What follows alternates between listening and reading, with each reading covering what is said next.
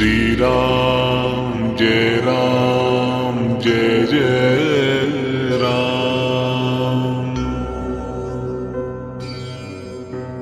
श्री राम जय जय राम। श्री राम जय जय राम।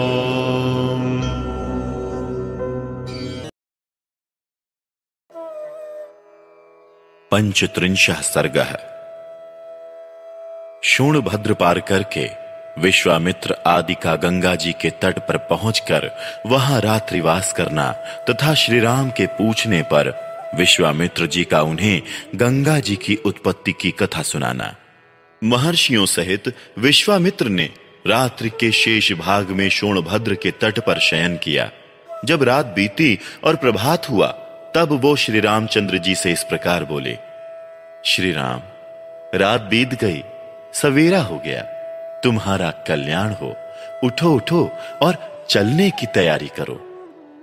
मुनि की बात सुनकर पूर्वाहन काल का नित्य नियम पूर्ण करके श्री राम चलने को तैयार हो गए और इस प्रकार बोले, ब्राह्मण, शुभ जल से परिपूर्ण तथा अपने तटों से सुशोभित होने वाला ये शोणभद्र तो अथाह जान पड़ता है।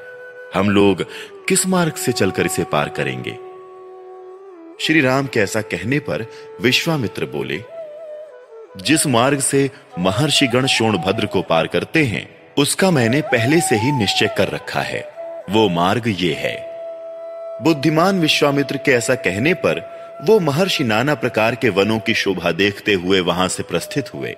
बहुत दूर का मार्ग तय कर लेने पर दोपहर होते होते उन सब लोगों ने मुनिजन सेवित सरिताओं में श्रेष्ठ गंगा जी के तट पर पहुंचकर उनका दर्शन किया।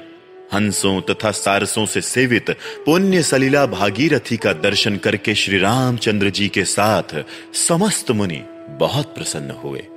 उस समय सबने गंगा जी के तट पर डेरा डाला। फिर विधिवत स्नान करके देवताओं और पितरों का तर्पण किया। उसके बाद अग्निहोत्र करके अमृत के समान मीठे हविष्य का भोजन किया। तदनंतर वो सभी कल्याणकारी महर्षि प्रसन्न चित्त हो महात्मा विश्वामित्र को चारों ओर से घेरकर गंगा जी के तट पर बैठ गए। जब वो सब मुनि स्थिर भाव से विराजमान हो गए और श्री राम तथा लक्ष्मण भी यथा योग्य स्थान पर बैठ गए, तब श्री राम ने प्रसन्न चित्त होकर विश्वामित्र जी से पूछा, भगवान, मैं ये सुनना चाहता हूं कि 3 मार्गों से प्रवाहित होने वाली नदी ये गंगा जी किस प्रकार तीनों लोकों में घूमकर नदों और नदियों के स्वामी समुद्र में जा मिली हैं। श्री राम के इस प्रश्न द्वारा प्रेरित हो महामुनि विश्वामित्र ने गंगा जी की उत्पत्ति और वृद्धि की कथा कहना आरंभ किया। श्री राम, हिमवान नामक एक पर्वत है जो समस्त पर्वतों का राजा तथा सब प्रकार के धातुओं का बहुत बड़ा खजाना है। हिमवान की 2 कन्याएं हैं जिनके सुंदर रूप की इस भूतल पर कहीं तुलना नहीं है। मेरु पर्वत की मनोहारिणी पुत्री मेना हिमवान की प्यारी पत्नी है। सुंदर कटि प्रदेश वाली मेना ही उन दोनों कन्याओं की जननी है। रघुनंदन, मेना के गर्भ से जो पहली कन्या उत्पन्न हुई वही ये गंगा जी हैं।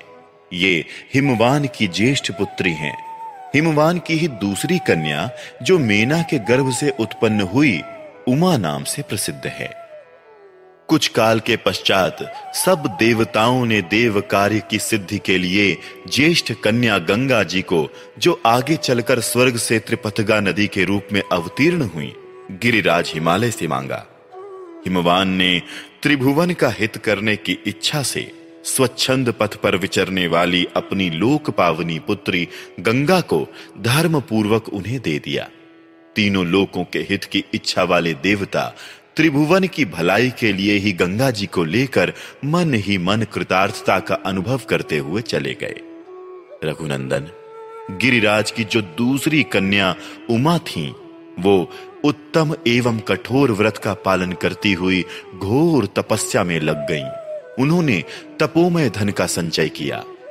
गिरिराज ने उग्र तपस्या से संलग्न हुई अपनी वो विश्व वंदिता पुत्री उमा अनुपम प्रभावशाली भगवान रुद्र को ब्याह दी।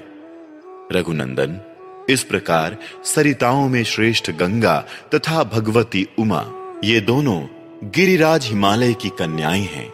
सारा संसार इनके चरणों में मस्तक झुकाता है। गतिशीलों में श्रेष्ठ तात श्री राम, गंगा जी की उत्पत्ति के विषय में ये सारी बातें मैंने तुम्हें बता दी। ये त्रिपदगामिनी कैसे हुई ये भी सुन लो। पहले तो ये आकाश मार्ग में गई थीं। तत्पश्चात ये गिरिराज कुमारी गंगा रमणीया देव नदी के रूप में देवलोक में आरूढ़ हुई थी। फिर जल रूप में प्रवाहित हो लोगों के पाप दूर करती हुई रसातल में जा पहुंची थी।